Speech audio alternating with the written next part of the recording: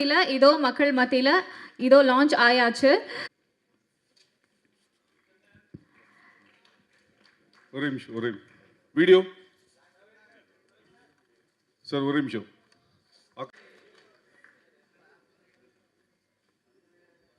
வணக்கம், நான் உங்கள் வாசன். எல்லாருக்குமே ரொம்ப நன்றி. அண்டு இந்த வாய்ப்பை ஏற்படுத்தி கொடுத்த எங்கள் டைரக்டர் அண்ட் ப்ரொடியூசர் சாருக்கு ரொம்ப நன்றி. அக்கா, கூமாப்பட்டி அண்ணா நல்லா இருக்காரா? ஐயோ இல்லை, சரி விடுங்க. ஆல்ரெடி நர்வஸாக தான் இருக்கேன். இதில் இங்கே ஒரு பல்ப் வாங்கினதில் இன்னும் ரொம்ப நர்வஸ் ஆகிட்டேன். IPL Indian பின்னல்லா. ஸோ இந்த படம் வரக்கூடிய 28ஆம் தேதி ரிலீஸ் ஆக போகுது தியேட்டரில். எல்லோரும் மறக்காமல் உங்கள் குடும்பத்தோட, ஃப்ரெண்ட்ஸ் அண்ட் ஃபேமிலியோடு போய் பாருங்கள். இது என்னோடய முதல் படம். நிறைய தப்புகள் கண்டிப்பாக நான் செஞ்சுருந்துருப்பேன் உள்ள. நீங்கள் பார்த்துட்டு உங்களோட ஹானஸ்டான ரிவ்யூ சொல்லுங்கள். நானுமே என்னென்ன மிஸ்டேக் பண்ணியிருக்கணும் அதெல்லாம் கண்டிப்பாக நான் சேஞ்சஸ் பண்ணிக்கிறேன். ராஜேஷ் மாஸ்டர், ஸோ பாட்டு ரிலீஸ் ஆன உடனே டான்ஸ் எல்லாருமே நல்லாயிருக்குங்கும் போது எனக்கு அவ்வளோ ஷாக். எதனாலன்னு பார்த்துட்டிங்கன்னா, நான் ரொம்ப கூச்ச சுபாவம் உள்ள பையன். நான் சொன்னால் யாரும் நம்ப மாட்டேங்கிறாங்க. அவருக்கு தெரியும் என்னோடய கூச்சம் எவ்வளோன்னு சொல்லி சிங்கிள் ஷாட் ஆட வச்சாருங்க. அது படம் ரிலீஸ் ஆகும்போது தெரியும். நீங்கள் பார்த்துருந்துருப்பீங்கன்னு நினைக்கிறேன். நன்றி. ஸோ நான் அவ்வளோ சொன்னேன், அண்ணா ஏன்னா கஷ்டமான ஸ்டெப்பெல்லாம் தரீங்க. நான் எங்கள் ஊர் திருவிழாலெல்லாம் டான்ஸ் நம்மளாம் ஊர் திருவிழா பார்த்துருந்துருப்போம். ஊர் திருவிழாலாம் எல்லாம் ஆடிட்டு இருப்பாங்க. நான் ஆடணும்னு ஆசைப்படுவேன். மனசுக்குள்ளேயே ஒருத்தன் ஆடிட்டு இருப்பான் ஜாலியாக. ஆனால் நம்ம ஆடணும்னு நினைப்போம், ஆனால் ஆட முடியாது. ஏன்னா அவ்வளோ கூச்சம், ஆடவும் தெரியாது. ஸோ ஆனால் அண்ணனுக்கு தெரியும் எனக்கு ஆடணுங்கிற ஆசை இருக்குது. பட் அந்த ஒரு கூச்சம் அப்புறம் ஆட தெரியாது அப்படிங்கிற அந்த ஒரு விஷயம் மட்டும் தடுக்குதுன்னு சொல்லி, நல்லா பண்ணுறியப்பா அப்படின்னே சொல்லி ஆட வச்சிட்டாரு ராஜேஷ் மாஸ்டர். ரொம்ப தேங்க்ஸ். அதுக்கப்புறம் எங்களோட கேமராமேன் அண்ணா. ஸோ ஒரு வாட்டியும் ஒரு ஷாட் எடுத்த உடனே டக்குன்னு கிளம்பி போய், அண்ணே ஒரு ப்ளேபேக் ப்ளீஸ் அப்படின்னு சொல்லி கேட்பேன். ஒரு வாட்டியும் பார்த்தோன்னா அண்ணன் கோவப்பட்டதே கிடையாது. ஏன்னா அண்ணனோட குட்டி பசங்க 2 பேரும் பார்த்துட்டிங்கன்னா என்னை ரொம்ப பிடிக்கும். ஸோ ஷூட்டிங் ஸ்பாட்டுக்கே ஒரு 2 நாள் பக்கம்லாம் பார்த்தா எங்கள் கூட இருந்தாங்க. அண்ணன் ஒரு நாளும் சலிக்காமல் ப்ளேபேக் போட்டுக்கிட்டே இருந்தாங்க. அண்ணன் இன்னும் ஒரு ரீடேக் மட்டும் பண்ணுறேன். அவங்களே ஓகே பண்ணிட்டாங்கப்பா, அண்ணே ப்ளீஸ்ண்ணே அப்படின்னு சொல்லி அண்ணங்கிட்ட ரெக்வஸ்ட் பண்ணி ஆல்ரெடி டேக்கெல்லாம் அண்ணன் எனக்காக கொடுத்தாரு. தேங்க்யூ. அண்ட் குஷிதா, லாங்குவேஜஸ் பார்த்துட்டிங்கன்னா ஒரு பெரிய ஒரு பார்டர்லாம் கிடையாது. ஸோ எப்படி சொல்கிறது, எனக்கு தான் லாங்குவேஜ் பிரச்சனை. அவங்க ஈஸியாக பார்த்திங்கன்னா எல்லாமே பேசி எல்லாமே கன்வர்சேஷன்லாம் ஈஸியாக இருந்துச்சு. ஸோ அவ்வளோ கூட நடித்தாங்க, நிறைய சொல்லி கொடுத்தாங்க. அவங்க ஆல்ரெடி நிறைய சீரியஸ் அப்படி இப்படின்லாம் பண்ணியிருக்காங்க. சூப்பராக நடிப்பாங்க. சில வாட்டி பார்த்துட்டிங்கன்னா லாங்குவேஜ் தெரியாததுனால ஒரு டேக் 2 டேக் எக்ஸ்ட்ராவாக வாங்கும்போது எனக்கு ஒரே ஹாப்பியாக போயிடும். அப்போ நம்ம இன்னும் லேர்ன் பண்ணிக்கலாம். அந்த நர்வஸ்னஸ் நமக்கு கொஞ்சம் கொஞ்சமாக கம்மியாகிட்டு இருக்கும். அதுக்கப்புறம் பார்த்தீங்கன்னா நம்மளும் ஈஸியாக பண்ணிட முடிஞ்சுது. குஷிதா ரொம்ப தேங்க்ஸ். அந்த கிஸ்ஸிங் சீன்லாம் பார்த்திங்கன்னா நான் அவங்ககிட்ட கேட்டேன், நீங்கள் கம்ஃபர்டபுளாக இருக்கீங்களான்னு. கம்ஃபர்டபுள் தான், ஆனால் கிஸ்ஸுக்கெல்லாம் நோ அப்படின்னு தான் சொன்னாங்க. அது கிஸ் எல்லாம் சும்மா சீட் பண்ணி எடுத்துக்கிட்டது தான். அதுக்கப்புறம் எங்கள் டைரக்டர் சார் கருணாநிதி சார், ரொம்ப ரொம்ப ரொம்ப நன்றி என்னை செலக்ட் பண்ணதுக்கு. பாலு சாருக்கு அண்டு எங்களோட கோ டைரக்டர் சார்ஸ் எல்லாருக்குமே பண்ண ரொம்ப ரொம்ப ரொம்ப நன்றி. கோ டைரக்டர் சார்ஸ் தான் சஜஸ்ட் பண்ணாங்க என்ன. கருணாநிதி பேர் இப்போ தான் கடைசியாக பார்த்தீங்கன்னா ஃபஸ்ட் லுக்கில் பேர் போடுறாரு. ஃபஸ்ட்டு பேர் பார்த்துட்டிங்கன்னா எங்கிட்ட இன்ட்ரோ ஆகும்போது கர்ணன், அப்புறம் கருணாகரன், அப்புறம் கடைசியாக பார்த்தீங்கன்னா கருணாநிதி. ஏன்னா கான்ட்ரவர்சிஸ் எதுவும் வந்துடக்கூடாதுன்னு சொல்லி அண்ணன் கர்ணன்னு சொல்லி ஃபஸ்ட்டு பேர் வச்சுருந்தாங்க. அதுக்கப்புறம் இதுதான் நம்மளோட பேர், நம்ம ஏன் மற்றவங்களுக்காக மாற்றிக்கணும், எது வந்தாலும் பார்த்துக்கலாம் அப்படின்னு சொல்லி அண்ணன் துணிச்சலாக பார்த்தீங்கன்னா கருணாநிதின்னு சொல்லி வச்சுருந்தார். எனக்கு அந்த கர்ணன் ஐயாவை ரொம்ப பிடிக்கும். ஸோ அது ஒரு மாதிரி கனெக்டிங்காக இருந்துச்சு ஸ்டார்டிங்கில். அதுக்கப்புறம் அபிராமி மேம், ஐயோ என்ன க்யூட்டுங்க, அவங்க ரொம்ப க்யூட்டுங்க. அண்ட் போஸ் வெங்கட் சாரை மிஸ் பண்ணிட்டேன். டக்குன்னு இந்த ரீல்ஸுங்கும் போது டக்குன்னு ஞாபகம் வருது. அவர் கொஞ்சம் பின்னாடி உட்காந்ததுனால டக்குன்னு கவனிக்க முடியல. நானும் அபிராமி மேமும் கிஷோர் சாரும் பண்ண ஒரு ரீல்ஸ் பண்ணியிருந்தோம். கேஷுவலாக சார் கூட பண்ண முடியல, ஏன்னா அன்றைக்கி சார் கிடையாது. சார் கொஞ்சம் அன்றைக்கி சாருக்கு டேட் கிடையாது. நாங்கள் பண்ணால் அபிராமி மேம் கூடயும் கிஷோர் சார் கூடயும் படத்துக்காக ஒரு ப்ரமோஷன் ரீல் பண்ணியிருந்தோம். அது கொஞ்சம் வைரல் ஆகிடுச்சு. அதுக்கப்புறம் சார் கேஷுவலாக வாசா எப்போ நம்ம ரீல்ஸ் பண்ணுறோம் அப்படின்னு சொல்லி கேட்கும்போது, ஐயோ அது எவ்வளோ பெரிய மனசு வரணும். அது போக அண்ணனோட ஃபேமிலியில் இருக்கக்கூடியவங்களுக்கெல்லாம் என்னை ரொம்ப பிடிக்குமா, அது சொல்கிறக்கே பெரிய மனசு வரணும்ல. ரொம்ப நன்றி சார். அதுக்கப்புறம் எங்களோட செல்லக்குட்டி அபி மேம் பார்த்துட்டிங்கன்னா அவ்வளோ ஸ்வீட். ஐயோ ரொம்ப க்யூட். அவங்களோட க்யூட்னஸ்க்கே ஒரு பெரிய லவ். அதுக்கப்புறம் எங்களோட பாக்யராஜ் சார். எல்லோரும் சொல்லுவாங்க சின்ன வயசுலேருந்துன்னு சொல்லாதீங்கடா, எங்களுக்கு வயசான மாதிரி இருக்குதுன்னு சொல்லி. பட் இருந்தாலும் என்னை மன்னிச்சிக்கோங்கண்ணே, உங்ககிட்ட நான் நேரில் சொன்னதை இப்போ நான் சொல்லியே ஆகணும். 2011 அப்போ எனக்கு ஒரு 11 வயசு. நான் ஒரு 7th 6th படிச்சுட்ருப்பேன். சார் வந்து மேட்டுப்பாளையத்தில் இருக்கக்கூடிய மெட்ரோ ஸ்கூலுக்கு வந்து சீஃப் கெஸ்ட்டாக வந்திருந்தார். நான் வந்து எஸ்ஆர்எஸ்ஐ ஸ்கூல். எனக்கும் அந்த ஸ்கூலுக்குமே வந்து பண்ண ரொம்ப தூரம். ஆனுவல் டேவை அட்டன் பண்ணணும் அப்படின்னு சொல்லி அங்கேருந்து நடந்தே வந்தேன். ஸோ சாரை வந்து பார்த்துட்டிங்கன்னா அங்கே பார்த்தேன். ரொம்ப சந்தோஷமாச்சு. பட் ஃபோட்டோஸ்லாம் அப்போ பெருசாக எடுக்க முடியாது அண்ட் பக்கத்துலேயே போக முடியாதுல்ல. பட் அங்கே தூரமாக நின்று நான் சந்தோஷப்பட்டுக்கிட்டேன். சார்கிட்ட கேட்டேன், சார் உங்களுக்கு ஞாபகம் இருக்கா அப்படின்னு சொல்லி. மெட்ரோ ஸ்கூல் என்னோடய ரிலேட்டிவ் ஓகேண்ணே. பட் இப்படி நம்மளை பார்த்துருந்துருக்க மாட்டாங்க. பார்த்துருந்தாலும் ஞாபகம் இருக்காது இல்லைங்க. ஒரு நாளைக்கே வந்து பண்ணால் 200 300 500 பேரை பார்ப்பாங்க. அப்படி இருக்கும்போது ஞாபகம் வச்சுக்க முடியாது. சாரோட மூவிஸ்லாம் ரொம்ப பிடிக்கும். Love you so much sir. And எங்கள் ப்ரொடியூசர் டேரக்டர் சார் வந்து அடிக்கடி கேட்பார், என்ன தாண்டா பண்ணி நீ ப்ரொடியூசர் சார் மைக்கை வச்சுருக்கேன்னு. ஐயோ சத்தியமாக எதுவுமே இல்லை. நான் டேரக்டர் சார்கிட்ட பேசின அளவுக்கு கூட வந்து பண்ணேன்னா ப்ரொடியூசர் சார்கிட்ட பேசினது கிடையாது. பட் அவ்வளோ அன்பு. ஏன் இவ்வளோ அன்பு? ஆனால் அந்த அன்புக்கு ரொம்ப நன்றி. அந்த அன்புக்கு எப்போவுமே நான் உண்மைக்குரியவனாக இருப்பேன். டீசர்லேருந்தே நான் ப்ரொமோஷன் ஆரம்பிச்சிட்டேன். காரணம் வந்து பார்த்துட்டிங்கன்னா இந்த படம் கண்டிப்பாக வெற்றி பெறணும். நம்மளை நம்பி வந்து நம்மளை நம்பின்னு சொல்லக்கூடாது, டேரக்டர் சார் நம்பி தான். ஸோ வந்து சார் வந்து பார்த்தீங்கன்னா ஓகே பண்ணியிருக்காரு. பட் ஈவன் தான் நம்மளையும் நம்பி வந்து பார்த்துட்டிங்கன்னா இவ்வளோ பெரிய ரிஸ்க் எடுத்திருக்காங்க. ஸோ அது ரிஸ்க்குன்னே சொல்ல விடக்கூடாது அப்படிங்கிற அளவுக்கு ப்ரொமோட் பண்ணிகிட்ருக்கோம். மீடியா நண்பர்களான நீங்களும் இங்கே இருக்கக்கூடிய எல்லாருமே உங்களோட சப்போர்ட்டை கொடுங்க. ஸோ எல்லாருக்கும் ரொம்ப நன்றி. கிஷோர் சார் என்னங்க நடிப்பு, அடா. ஆக்சுவலிங்க நான் வந்து நிறைய லேர்ன் பண்ணுவேன். ஏன்னா இது தானேங்க நம்ம ஃபஸ்ட்டு மூவி. நிறைய நர்வஸ்னஸ் இருந்தாலும் நிறைய லேர்ன் பண்ணுவேன்னா அந்த மாதிரி வந்து பண்ண நிறைய ஃபஸ்ட்டு சார் கூட வந்து பார்த்தீங்கன்னா நடிக்கிறோம். ஸோ ரோல் ஆகிடுச்சு, ஆக்ஷன் சொல்லிட்டாங்க. திடீர்னு சார் வந்து கேஷுவலாக பேச ஆரம்பிச்சிட்டாரு. நான் இருந்துட்டு என்னடா திடீர்னு கேஷுவலாக பேச ஆரம்பிச்சிட்டாரு, ஒரு வேளை எதாவது பண்ணிட்டாங்களா, நம்ம தான் கவனிக்கலையா அப்படின்னு. அதுக்கப்புறம் சார் அப்படின்னேன். பார்த்தா அதுதான் டைலாக். எவ்வளோ இயல்பாக பேசினார். அதெல்லாம் பயங்கர இன்ஸ்பிரேஷனாக இருந்துச்சு. அதுக்கப்புறம் நன்றி சார். அண்டு எங்கள் அஸ்வின் விநாயக மோதி சார், அண்ணனோட மியூசிக் பயங்கரமாக இருந்துச்சு. அதுலேயும் வந்து பண்ண செகண்ட் ஹாஃபில் ஆக்சுவலி எப்படி சொல்கிறது, நாங்கள் நமக்கு நம்மளே ஹீரோவை பார்க்கும்போது அது கொஞ்சம் ஓவராக இருக்கும் அப்படிங்கிற மாதிரி தோணும். ஆனால் என்னையே நான் ஹீரோவை பார்த்தது வந்து உங்களோட மியூசிக்கோட அந்த ஒரு செகண்ட் ஹாஃபில் தான். ரொம்ப பயங்கரமாக இருந்துச்சு. ரொம்ப ரொம்ப ரொம்ப நன்றிண்ணே. அண்டு எல்லாருக்குமே ரொம்ப நன்றி. எங்கள் சாருக்கு வந்து பார்த்துட்டிங்கன்னா நாங்கள் நின்று நிறைய பேசிகிட்டு இருந்தோம். எல்லாருக்குமே ரொம்ப நன்றி. அப்போ அது நீங்கள் இல்லையா? ஆனால் அதே மாதிரி தான் இருக்கீங்க. ஒருவேளை எனக்கு தான் தெரில போல், ரொம்ப சாரி. ஸோ வர 28ஆம் தேதி நம்மளோட IPL இந்தியன் பீனல்லா படம் தேட்டரில் ரிலீஸ் ஆகும்.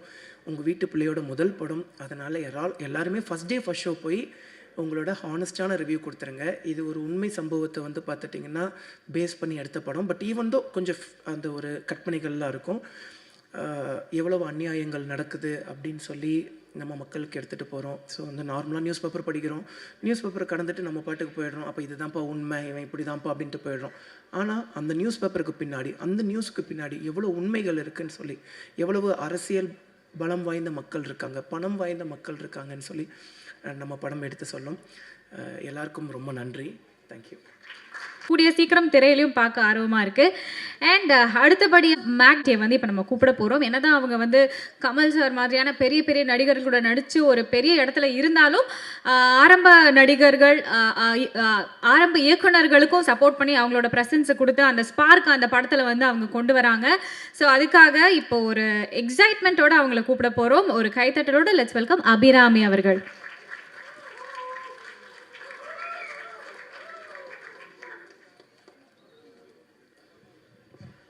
எல்லாருக்கும் காலையா மத்தியானம் ஆயிடுச்சா? வணக்கம். பத்திரிகை நண்பர்களுக்கு ரொம்ப ஸ்பெஷல் வணக்கம். எல்லோரும் வந்து படத்தை சப்போர்ட் பண்ணதுக்கு ரொம்ப நன்றி.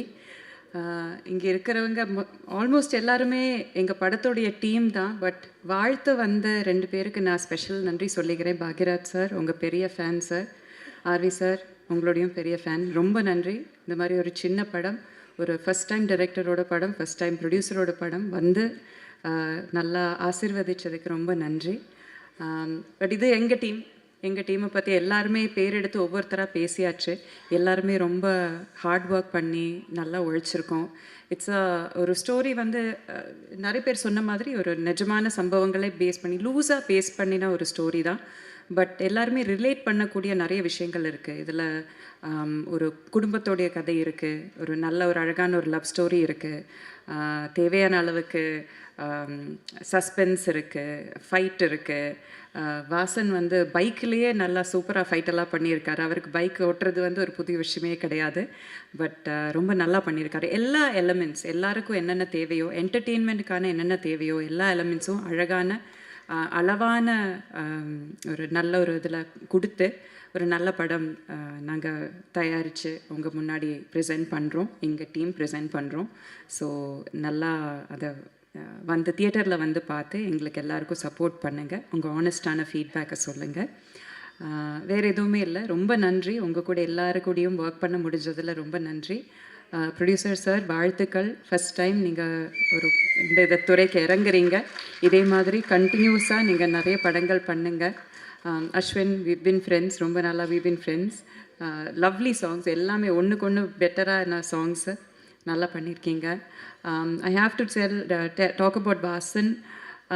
அவர் வந்து இங்கே மேடையில் பேசும்போது எவ்வளோ பணிவாக ரொம்ப கூச்சமாக பேசினாரோ அதே மாதிரி தான் அவர் வந்து பர்சனாலிட்டியே அதுதான். என்ன தான் யூடியூப்பில் இன்ஸ்டாகிராமில் பெரிய ஸ்டாராக இருந்தாலுமே he is the sweetest, the most grounded person I've மெட். ரொம்ப ரொம்ப ஸ்வீட்டாக இருப்பார்.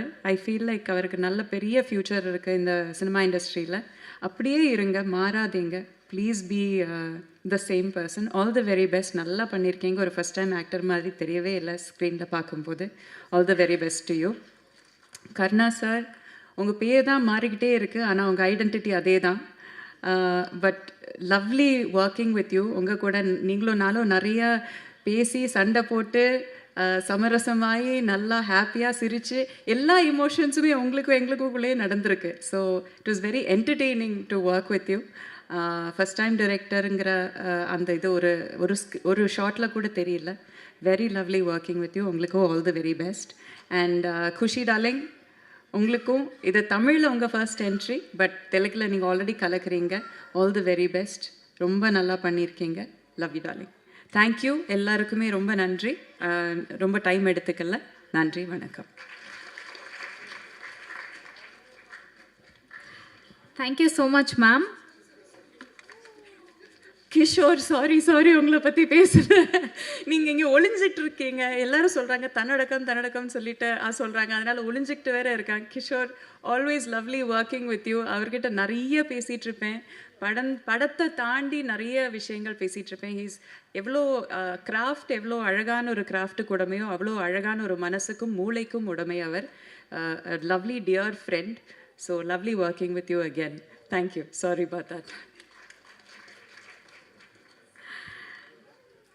பதறிட்டாங்க.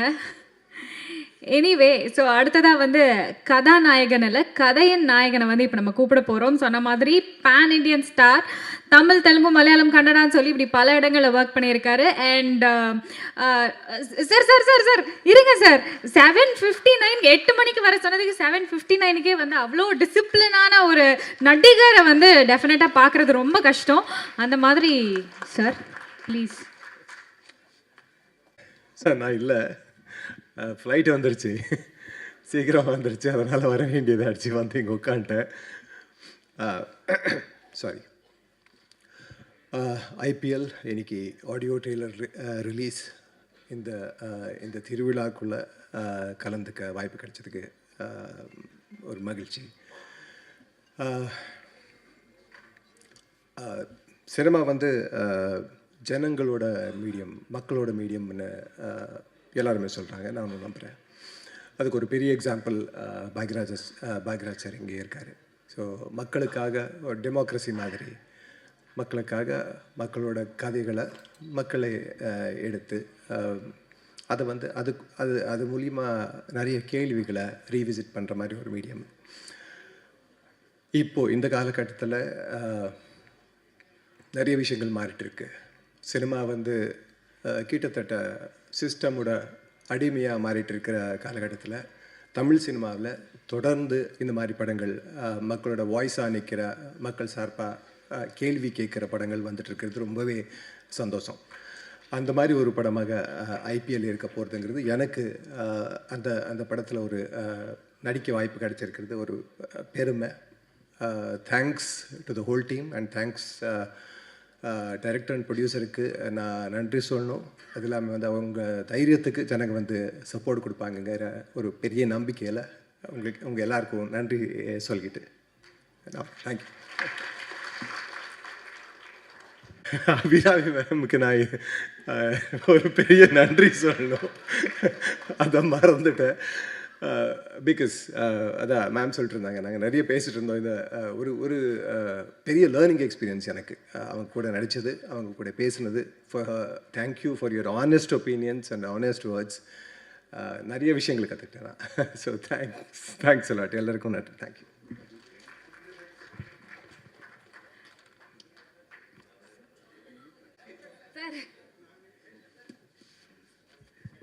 இல்லை, நேரம் கருதி சுருக்கமாக 2 வார்த்தைன்னு யாருக்காவது நீ சொல்லுவேன்னு பார்த்தேன், ஒருத்தருக்குமே சொல்ல. ஆமாம், மனசு விட்டு பேசுகிறேன்னா லைட் ஆஃப் பண்ண ஆரம்பிப்பாங்கம்மா. அந்த நேரத்தில் என்ன வந்து கூப்பிடல, அது ஒரு சிம்டம் கொடுப்பாங்க அவங்க. டைம் ஆகி போச்சுங்கும் போது மெல்ல ஒவ்வொரு லைட்டாக ஆஃப் பண்ணுவாங்க.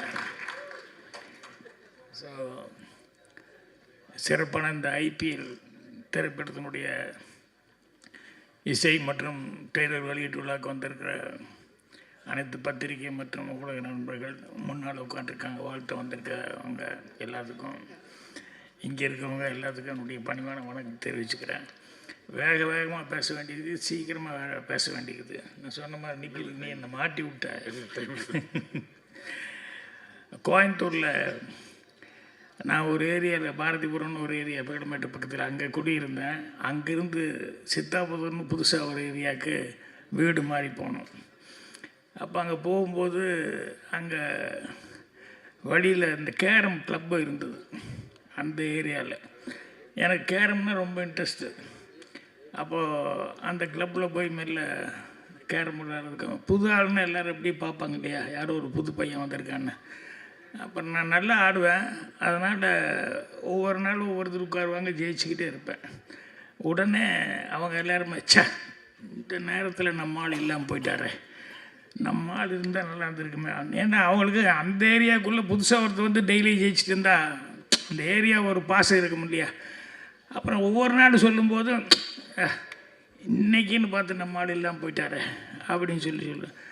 எனக்கு அந்த ஆள் யாரியா அவர் கூட ஆடணுன்னா பாக்கி எல்லாத்தோடையும் ஆடியாச்சு. இப்போ அந்த ஆள் மட்டும் பேலன்ஸு. அப்புறம் ஒரு நாளே ஃபிக்ஸ் பண்ணிட்டாங்க.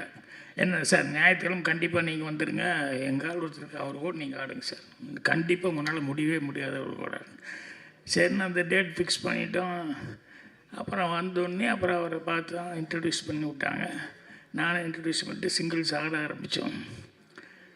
நான் ஆட ஆரம்பிக்கும்போது முதல்ல அவர் எப்படி ஆடுவார் தெரிஞ்சுக்கிறதுக்காக ட்ரையலில் வந்து ரொம்ப ஸ்லோவாக அப்படி லேசாக அப்படி டச் பண்ணிக்கிட்டு அப்போ அவருடைய ஆட்டத்தை அப்சர்வ் பண்ணிகிட்டு இருந்தேன்.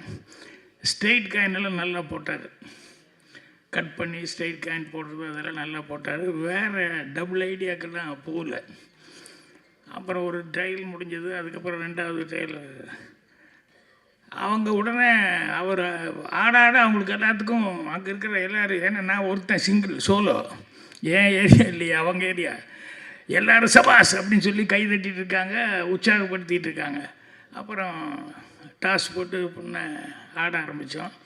இப்போ நான் எடுத்தோடனே அவரை சிங்கிள் காய் போடுற ஆள் டபுள் ஐடியாக்கெல்லாம் போகல அப்படின்னு ஒன்றுமே எடுத்தோடனே ஸ்ட்ரெயிட் காயின் போடாமல் நான் வந்து டபுள் பாயிண்ட் கெயின் பண்ணி அடித்தேன். அது விழுந்தோடனே அவருக்கு லேசாக அப்படியே இப்படி என்னை பார்க்க ஆரம்பித்தார். அதுக்கப்புறம் நான் ஆடினது பூராமல் டிஃபென்ஸ் போட்டு நான் ஆட ஆரம்பித்தேன். அப்புறம் போர்டு எடுத்துக்கிட்டே இருந்தோம். இப்போ இந்த கூட்டத்தில் என்னென்னா, அவர் மிஸ் பண்ணும்போது எல்லாருக்குமே ஒரு மாதிரி ஃபீலிங் ஆகி, ஏதோ அவங்க எல்லாருமே இதான மாதிரி ஒரு மாதிரி ஃபங்க் ஆகி, ரெடி பார்த்து அப்படி இப்படிங்கிற மாதிரி சொல்லிவிட்டு அவர் ஒன்று பண்ண பிரமாதமான கைதட்டல், எனக்கு கைதட்டல் இல்லை. அப்புறம் இப்படி போயிட்டே இருந்தது. அப்படியே பாயிண்ட் எடுத்துகிட்டே இருந்தோம்.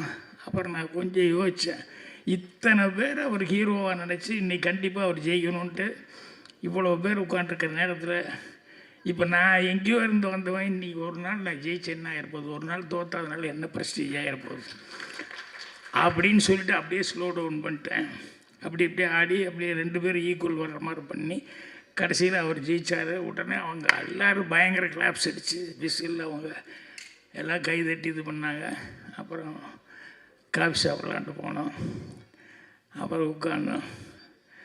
ஒன்று நான் சும்மா சாதாரண சொன்னேன், நல்லா ஆனீங்க சார், இல்லை ரொம்ப தேங்க்ஸ், நீங்கள் வேணும்னு எனக்கு விட்டு கொடுத்தீங்க எனக்கு தெரியும். இல்லை அப்படி இல்லை எனக்கு தெரியும், நீங்கள் ஃபஸ்ட்டு ஸ்டார்டிங் இப்படி ஆடினீங்க, அப்புறம் அப்படி என்ன பண்ணீங்கன்னு தெரியும். இல்லை அப்படி இல்லைண்ணா, இல்லை எனக்கு புரிஞ்சிச்சு அப்படி இப்படின்னா. இல்லை சார், எல்லோரும் உங்கள் மேலே அவ்வளோ நம்பிக்கை வச்சுட்டு இருந்தாங்க, அதனால் நான் வந்து அப்படின்னா அதுக்கப்புறம் ரொம்ப தேங்க்ஸுன்னு. அதுலேருந்து அவர் எனக்கு ஃப்ரெண்டாகி, எனக்கு பெஸ்ட்டு ஃப்ரெண்டாகி, உயிர் நண்பன் அப்படின்னு ஆகிட்டார். அதுக்கப்புறம் நான் சினிமாவுக்கு புறப்பட்டு வந்தேன். அவர் வந்து வெறும் 1000 ரூபா சம்பளத்துக்கு மில்லு வேலைக்கு போயிட்டு இருந்தாப்புல. நீ வாடா, இங்கே என்ன பண்ணுற நீ அங்கே வா, இது என்ன ஒரு 10 வருஷம் வேலை பார்த்து ரிட்டையர் ஆனால் கூட 1 லட்ச ரூபா கிடைக்க போகுது, அவ்வளோதானே. அதெல்லாம் தாண்டி நம்ம வந்து நான் நல்லா வர நீ வந்துடலாம் வா அப்படின்னு சொல்லி அப்புறம் இங்கே கூப்பிட்டு வந்து எங்கூட என்னுடைய வேலைகள், என்னுடைய பிஸ்னஸ்ஸு, அது இது எல்லாமே பார்த்துட்டு என் ஆஃபீஸில் இருந்தாப்புல.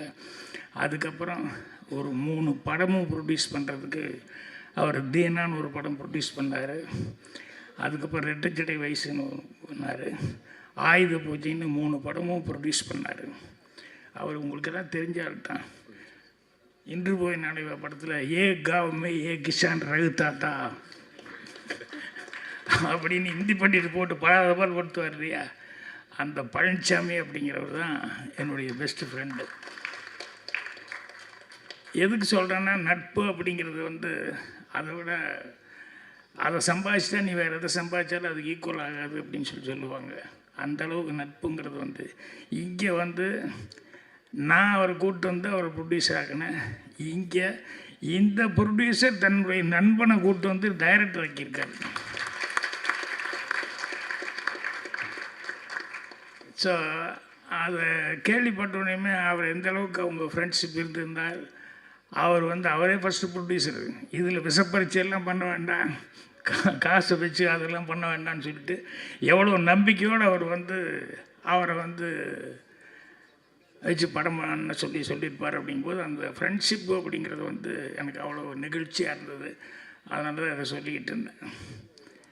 ஸோ அந்தளவுக்கு அது வந்து இன்னும் இந்த படத்தில் அசோசியேட்டாக வேலை பார்த்துருக்க பாலு, ஐயர் பாலுன்னு தான் சொல்லுவேன். ஏன்னா பாக்யாவில் ரொம்ப பக்கபலமாக இருந்தது. பாக்யா ஆரம்பித்த நேரத்தில் இந்த பாலு இங்கிலீஷ்லேருந்து நிறையா வந்து நல்ல நல்ல கண்டென்ட் எல்லாம் இருந்ததுனால அதை வந்து டிரான்ஸ்லேட் பண்ணணும் அப்படின்னு சொல்லும்போது நம்ம பாலு தான் வந்து அதை டிரான்ஸ்லேட் பண்ணி கொடுத்து, அதை சஞ்சீவின்னு ஒருத்தர் நிர்வாக ஆசிரியர் அவர் இருந்தார். அவர் அதை கொஞ்சம் மாடிஃபை பண்ணி அழகுபடுத்தி அதை போடுவாங்க. அதுக்கு வந்து பிரமாதமாக வரவேற்பு இருந்தது. அந்தளவு வந்து இந்த பாலு வந்து ஹெல்ப்பாக இருந்தார். அவர்கிட்ட இது என்னன்னு கேட்கும்போது அப்போ தான் சொன்னார், அவர் தான் இந்த மேட்டை சொன்னார். படத்தை பற்றி என்னன்னு சொல்லி ஆரம்பிக்கும்போது படத்தினுடைய அவுட்லைன் சொன்னார் ஒரு சின்னதாக. அதோடு இந்த விஷயம் சொன்னது எனக்கு ரொம்ப பிடிச்சிது. அதனால் அந்த ஃப்ரெண்ட்ஷிப்புக்காக இந்த படம் பண்ணதுக்காக மதன் அவர்களுக்கு ஒரு ஸ்பெஷல் நன்றி நான் தெரிவிச்சுக்கிறேன். அதே மாதிரி கருணாநிதி அவர்கள், அவர் வந்து வெற்றிமாறன் சார் அசிஸ்டன்ட்னு சொன்னாங்க. லேபிள் அந்த அளவுக்கு இருந்தாலே அது கரெக்டாக இருக்கும், அதில் ஒன்றும் டவுட்டே பட வேண்டியதில்லை. அவர் சொல்லும்போது இவர் பேசும்போது சொல்லிட்டு போனார், நரேன் ஏதாவது இப்படி பண்ணலாமா, இதை மட்டும் பண்ணுங்கள், நான் சொல்கிறது மட்டும் பண்ணுங்கள் அப்படின்னு அவ்வளோ ஸ்ட்ரிக்டாக இருப்பார் அப்படின்னு சொல்லுவாங்க. சில நேரங்களில் கான்ஃபிடென்ட் இருக்கவும் போது அப்படி தான் தேவையில்லாது, வேண்டாம் இது போதும் சார் இது போதும் சார்னு சொல்லுவாங்க. சில நேரங்கள் நாங்கள் இப்படி பண்ணலாமா அப்படி பண்ணலான்னு கேட்க மாட்டோம். சில பேர் எப்படி சொன்னாலும் அவளுக்கு வரவே வராது. சில நேரங்களில் வந்து மாட்டிக்குவான். அது எங்கள் டைரக்டரு கூட அசிஸ்டண்ட்டாக இருக்கும்போதே பார்த்துருக்குறேன். நம்மக்கிட்டையும் அதே மாதிரி நடிக்கணும்னு ஆர்வத்தில் வந்து கேட்டுருவான். வந்த எங்கே ஒரு இடத்துல அப்படி கோபமாக அப்படி பாடுறா அப்படின்னு சொன்னால் அப்படிம்மா டேய் நீ பயந்து பார்க்கக்கூடாதுடா, கோபமாக பாருன்னா உனக்கு வரவே வராது. அப்புறம் கண்ணை நல்லா திறந்து வச்சுக்கோம்ப. அப்புறம் கண்ணை நல்லா திறந்து வச்சுட்டான்னு சொன்னால் கேமராமேன்ட்டு சொல்லி கேமரா கொஞ்சம் அப் வச்சுக்கோ அப்படின்ட்டு அப்படியே கண்ணை திறந்து அப்படியே கோபமாக எந்திரி அப்படிம்பேன். அவன் டான் எந்திரிப்பான். எப்படி மியூசிக் டைரக்டர் இருக்காங்க அஸ்வின் எல்லாம் டம் அப்படின்னு அங்கே மியூசிக்கெல்லாம் போட்டு கேட்டு அப்புறம் இப்படி திரும்ப அப்படி திரும்ப அப்படி திரும்பன்னு டக்கு டக்கு டக்குன்னு எடிட்டுக்கெல்லாம் சேர்ந்து கட் பண்ணி பார்த்தா படத்தில் பிரமாமல் நடித்த மாதிரி இருக்குது. ஏதாவது ஒன்று பண்ணிடுவோம். அதுக்காக படத்தில் இப்போ ஏதாவது இப்படி ஷாட் வந்தால் அவனெல்லாம் நடிக்க தெரியாதுன்னு நினைக்க வேண்டாம். டெக்னிக்கும் ஒன்று இருக்குது. அந்த டெக்னிக்கில் வந்து சில நேரங்களில் வந்து இப்படி நடிக்க தெரியாமல் வந்து மாட்டும்போது யூஸ் பண்ணுவோம். ஆனால் அந்த கருணாநிதி வந்து அவ்வளோ கான்ஃபிடென்ட் இருந்தால் தான் அப்படி சொல்ல முடியும். ஒரு ஆர்டிஸ்ட்டு வந்து இல்லை சார் எனக்கு இது போது இப்படி வேணும்னு சொல்லிட்டு. ஸோ அது வெற்றிமாறங்கிட்டலாம் இருந்து வந்ததுனால அவ்வளோ கான்ஃபிடென்ட்டாக இருக்கார். அவருக்கு என்னுடைய பாராட்டு தெரிவிச்சுக்கிறேன். அப்புறம் மணி கேமராமேன் ராஜா என்னோடய படத்துக்கு பண்ணார். சித்து +2 அதில் அசோசியேட்டு கூட ஒர்க் பண்ண அப்படின்னாரு. இது அவர் பேசும்போது தான் கவனிச்சுக்கிட்டே இருந்தேன். அது ஒரு ஹீரோ வந்து எல்லாத்த பற்றியும் பேசி எல்லாத்துக்கும் நன்றி சொன்னால் ஓகே. மணி ஒவ்வொருத்தரையும் விடாமல் ஆள் விடாமல் சொல்லிக்கிட்டே இருக்கார். என்னடா எத்தனை பேர்த்துக்கு தான் இருந்தாலும் நன்றி சொல்லுவாருன்னு பார்த்துக்கிட்டே இருந்தேன். அந்த அளவுக்கு மணியும் வந்து ரொம்ப இன்வால்வ் ஆகி வேலை பார்த்துருக்காரு. இப்படி அதில் இருக்கிற டெக்னீஷியன்ஸ் எல்லாருமே, மியூசிக் டைரக்டர் அவர் ஏற்கனவே ஃபேமஸ் ஆகிட்டார். ஆர்ட் டைரக்டர் பற்றி எல்லாருமே மாற்றி மாற்றி சொல்லிட்டாங்க. அந்த மாதிரி எல்லாருமே இதில் வந்து டெக்னீஷியன்ஸ் எல்லாமே ஏற்கனவே நல்ல நேம் வாங்கினவங்க, அவங்கள வச்சு பண்ணியிருக்காங்க. இப்போ நடிகர்கள் அப்படின்னு சொல்லி பார்க்க போய் நம்ம சொல்லணும் அப்படின்னு சொன்னோம்னா கதாநாயகன் அப்படிங்கிறத விட கதையின் நாயகன்னு சொல்லி கிஷோர் சொன்னாங்களே, இந்த கிஷோர் அவர்கள் வந்து அவரை பற்றி ரொம்ப மணி பாராட்டி பேசினாப்புல இன்னும் நிறைய பேர் எல்லாருமே சொன்னாங்க. என்னென்னா ஒரு என்ன நமக்கு டேலண்ட் இருந்தாலும் என்ன இது இருந்தால் கூட நம்ம கேரக்டர் நல்லா இருக்கணும். சினிமாவில் மட்டும் நம்ம கேரக்டர் இல்லை, ரியல் லைஃப்பில் நம்ம கேரக்டர் நல்லா இருக்கணும். ஸோ அது ரொம்ப இம்பார்ட்டண்ட்டு. அது வந்து கிஷோர்கிட்ட வந்து அந்த கேரக்டர் எல்லோரும் பாராட்டி சொல்லும்போது அவ்வளோ சந்தோஷமாக இருக்குது. ஆனால் ஆளை பார்க்கும்போது அவ்வளோ சாந்து சுருவியாக இருக்காது. படத்தில் தான் வில்லன். எல்லா படத்துலேயும் அவர் அடிக்கிற மாதிரி தான் கேரக்டர்கள் நிறைய வருமோ ஒழிய இதில் தான் அடி வாங்குற மாதிரி கேரக்டராக வந்து செஞ்சுருக்காரு. ஸோ குணசித்திரமான கேரக்டர்னு நினைக்கிறேன். அதுக்கப்புறமா உதயகுமாரோடைய விருப்பத்துக்குரிய பிரியமான அபிராமி இல்லை அவர் மிஸ் ஆகி போச்சு அப்படின்னு சொல்லி ஃபீல் பண்ணி, அது மிஸ் ஆனால் அந்த ஃபீலிங் இருக்கும். ஏன்னா நான் கூட வந்து ரேவதி முதல் என்கிட்ட என்னோடய படத்து தான் வந்து டார்லிங்கு. அப்புறம் நான் பார்த்தேன், ஏஜ் வந்து எனக்கு இடிச்சது. என்னென்னா அது அப்போ தான் ஸ்கூல் முடிச்சுட்டு வர்ற மாதிரியே இருந்தது. +1 +2 படிக்கிற பொண்ணு மாதிரி. எனக்கு காலேஜ் எல்லாம் முடித்து ஃபாரின்லேருந்து படிச்சுட்டு வர்ற மாதிரி கேரக்டர் கொஞ்சம் மெச்சூர்டாக வேணும், கொஞ்சம் வெயிட் பண்ணுமா அப்படின்னேன். அப்புறம் வந்து சரின்னு சொல்லி பார்த்தேன். அந்த ஒரு கேப்புக்குள்ளே எங்கள் டைரக்டர் மண்வாசனில் புக் பண்ணிட்டார். அதுக்கப்புறமா நான் வந்து இன்னொரு பொண்ணை சிங்கப்பூரில் பார்த்து எனக்கு நடிக்க சான்ஸ் கிடைக்குமானது. அப்புறம் நான் ஃபோட்டோ ஷூட்டெல்லாம் எடுத்து பார்த்து இங்கே வந்து ஃபோட்டோ ஷூட் எடுத்து பார்த்து ஓகே அடுத்த படம் நான் பண்ணுறேன் அப்படின்னு சொல்லி சொன்னோடனே கொஞ்சம் கேப் இருந்து இந்த படம் முடிக்கிறதுக்குள்ளே பண்ணிடலான்ட்டு அதுக்குள்ளே எங்கள் டைரக்டர் கூப்பிட்டு போய் அந்த நிலாவை தான் பார்த்தேன் அப்படின்னு சொல்லி அந்த பொண்ணு அதை நடிக்க வச்சுட்டாரு. அதுவும் போச்சு. அதுக்கப்புறமா வந்து அந்த எடுத்துகிட்டு இருந்தேன். அம்பியா வந்தது. வந்து சார் ரெண்டு சேச்சியானோம் அப்படின்னு சொல்லி ராதா கூப்பிட்டு வந்து காமிச்சது.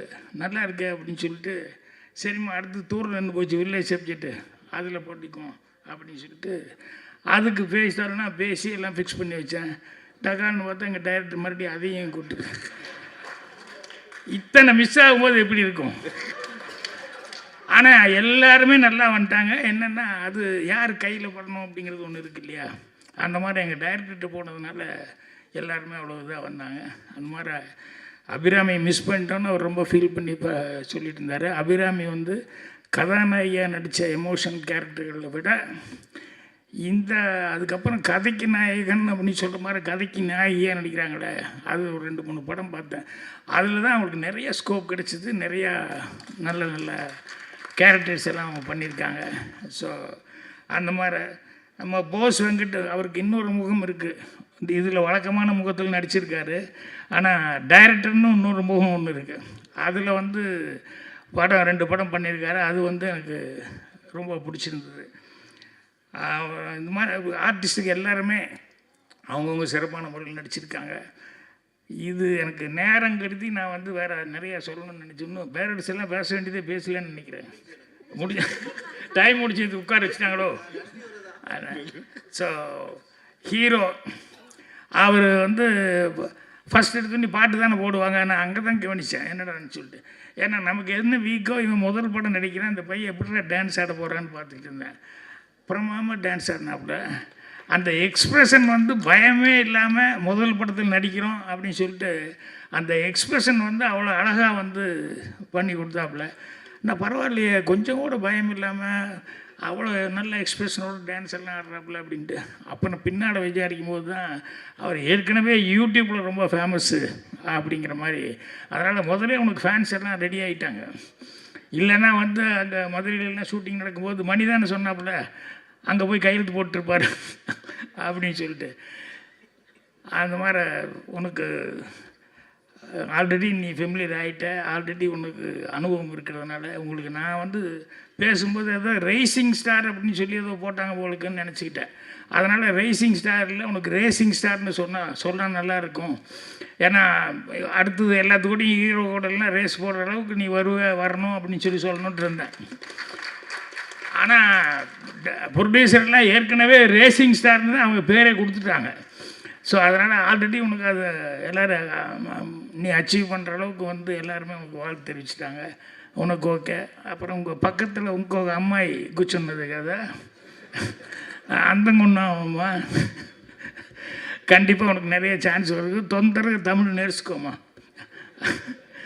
ஏன்னா இப்படி வந்து நின்று நாங்கள் ராது அப்படின்னு சொல்லிட்டு இருந்தா எதுவுமே ராதுன்னு நினச்சிடுவாங்க. அதனால் நீ கூடி சீக்கிரம் உனக்கு அது சான்ஸ் கிடைக்கும்போது தமிழ் கொஞ்சம் நல்லா இப்படியே ஒரு படம் 2 படம் அப்படி நடிச்சுக்கிட்டு இருந்தாலும் ஆட்டோமேட்டிக்காக வந்துடும். அதனால் இது என்னென்ன இந்த தெலுங்குலேருந்து வந்து தமிழ் கற்றுக்கிறத விட இந்த மலையாளத்துலேருந்து வந்து கற்றுக்கிறவங்க ஈஸியாக உடனே பேசிடுவாங்க. ஏன்னா ஆல்மோஸ்ட் 2 ஒரே மாதிரி தான் இருக்கும். அதனால் கேரளாலேருந்து வர்றவங்க டக்குன்னு பேசிடுவாங்க. ஸோ நீ கொஞ்சம் டைம் ஆனால் கூட பரவாயில்ல கற்றுக்கோ. அதுக்கப்புறம் மீண்டும் இந்த படத்தினுடைய இது பார்த்தேன் நான். ட்ரெய்லரு கதையை வந்து பாலு சொன்ன மாதிரி கேட்கும்போது அந்த கதை இன்ஸ்பிரேஷன் ஆனது வந்து ஒரு ரியலாக நடந்த ஒரு இன்சிடெண்ட்டை பேஸ் பண்ணி நடந்திருக்கு அப்படிங்கிற மாதிரி சொன்னாங்க. எப்பவுமே ரியலாக நடந்ததை பேஸ் பண்ணி ஏதாவது அந்த மாதிரி கதைகள் பண்ணும்போது அது ஜனங்க ஈஸியாக ஐடென்டிஃபை பண்ணிக்காங்க, அது ஈஸியாக அப்ரிசியேஷனும் கிடைக்கும்.